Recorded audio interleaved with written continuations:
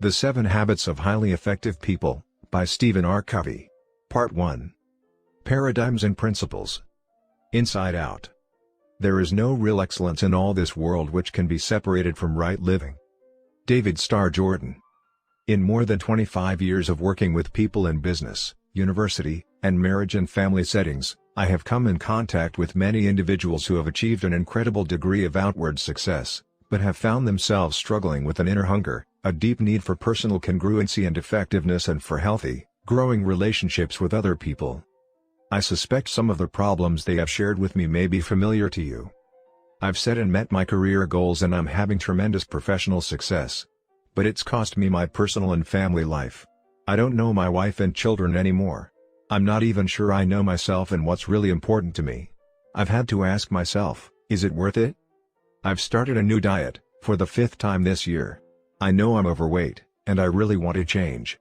I read all the new information, I set goals, I get myself all psyched up with a positive mental attitude and tell myself I can do it. But I don't. After a few weeks, I fizzle. I just can't seem to keep a promise I make to myself. I've taken course after course on effective management training. I expect a lot out of my employees and I work hard to be friendly toward them and to treat them right. But I don't feel any loyalty from them. I think if I were homesick for a day, they'd spend most of their time gabbing at the water fountain. Why can't I train them to be independent and responsible, or find employees who can be? My teenage son is rebellious and on drugs. No matter what I try, he won't listen to me. What can I do? There's so much to do. And there's never enough time. I feel pressured and hassled all day, every day, 7 days a week. I've attended time management seminars and I've tried half a dozen different planning systems.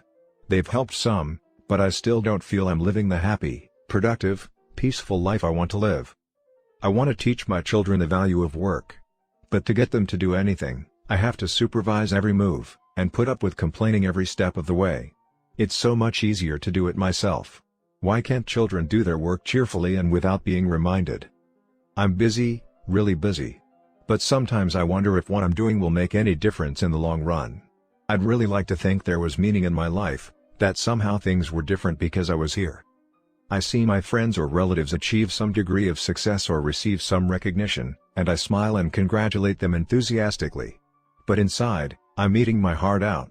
Why do I feel this way? I have a forceful personality.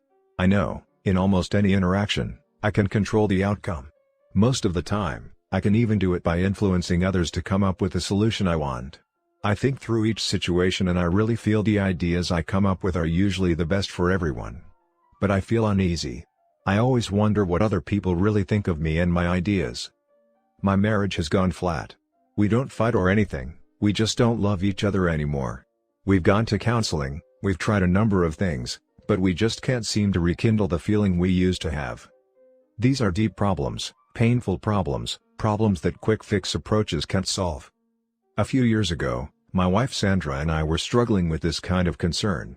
One of our sons was having a very difficult time in school. He was doing poorly academically, he didn't even know how to follow the instructions on the tests, let alone do well on them. Socially he was immature, often embarrassing those closest to him. Athletically, he was small, skinny, and uncoordinated, swinging his baseball bat, for example, almost before the ball was even pitched. Others would laugh at him. Sandra and I were consumed with a desire to help him. We felt that if success were important in any area of life, it was supremely important in our role as parents. So we worked on our attitudes and behavior toward him and we tried to work on his. We attempted to psych him up using positive mental attitude techniques. Come on, son. You can do it. We know you can. Put your hands a little higher on the bat and keep your eye on the ball. Don't swing till it gets close to you. And if he did a little better, we would go to great lengths to reinforce him. That's good, son, keep it up. When others laughed, we reprimanded them. Leave him alone. Get off his back. He's just learning. And our son would cry and insist that he'd never be any good and that he didn't like baseball anyway. Nothing we did seemed to help, and we were really worried. We could see the effect this was having on his self-esteem. We tried to be encouraging and helpful and positive, but after repeated failure, we finally drew back and tried to look at the situation on a different level. At this time in my professional role I was involved in leadership development work with various clients throughout the country. In that capacity I was preparing bi-monthly programs on the subject of communication and perception for IBM's Executive Development Program participants. As I researched and prepared these presentations, I became particularly interested in how perceptions are formed, how they govern the way we see, and how the way we see governs how we behave. This led me to a study of expectancy theory and self-fulfilling prophecies, or the Pygmalion effect, and to a realization of how deeply embedded our perceptions are. It taught me that we must look at the lens through which we see the world, as well as at the world we see, and that the lens itself shapes how we interpret the world. As Sandra and I talked about the concepts I was teaching at IBM and about our own situation, we began to realize that what we were doing to help our son was not in harmony with the way we really saw him. When we honestly examined our deepest feelings, we realized that our perception was that he was basically inadequate, somehow behind. No matter how much we worked on our attitude and behavior, our efforts were ineffective because, despite our actions and our words, what we really communicated to him was, "You aren't capable. You have to be protected." We began to realize that if we wanted to change the situation, we first had to change ourselves. And to change ourselves effectively, we first had to change our perceptions. The personality and character ethics. At the same time, in addition to my research on perception, I was also deeply immersed in an in-depth study of the success literature published in the United States since 1776. I was reading or scanning literally hundreds of books, articles, and essays in fields such as self-improvement, popular psychology, and self-help. At my fingertips was the sum and substance of what a free and democratic people considered to be the keys to successful living. As my study took me back through 200 years of writing about success, I noticed a startling pattern emerging in the content of the literature.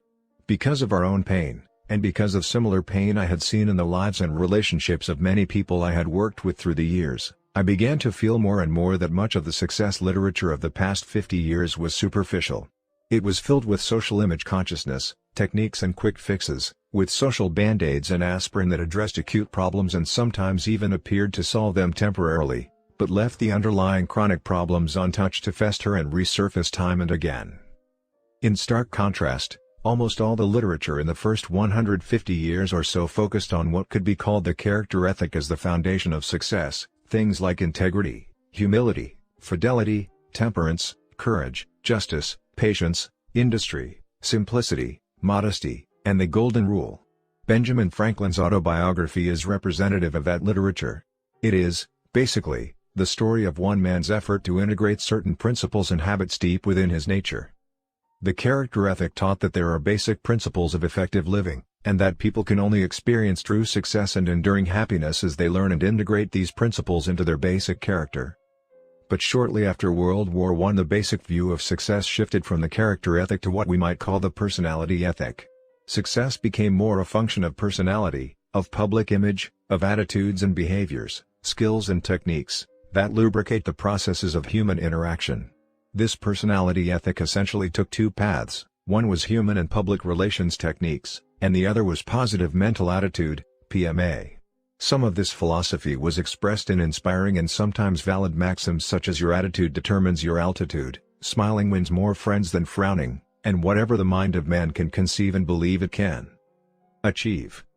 Other parts of the personality approach were clearly manipulative, even deceptive, encouraging people to use techniques to get other people to like them, or to fake interest in the hobbies of others to get out of them what they wanted, or to use the power look, or to intimidate their way through life. Some of this literature acknowledged character as an ingredient of success, but tended to compartmentalize it rather than recognize it as foundational and catalytic. Reference to the character ethic became mostly lip service. The basic thrust was quick fix influence techniques, power strategies, communication skills, and positive attitudes. This personality ethic, I began to realize, was the subconscious source of the solutions Sandra and I were attempting to use with our son. As I thought more deeply about the difference between the personality and character ethics, I realized that Sandra and I had been getting social mileage out of our children's good behavior, and, in our eyes, this son simply didn't measure up. Our image of ourselves, and our role as good, caring parents was even deeper than our image of our son and perhaps influenced it. There was a lot more wrapped up in the way we were seeing and handling the problem than our concern for our son's welfare. As Sandra and I talked, we became painfully aware of the powerful influence of our own character and motives and of our perception of him. We knew that social comparison motives were out of harmony with our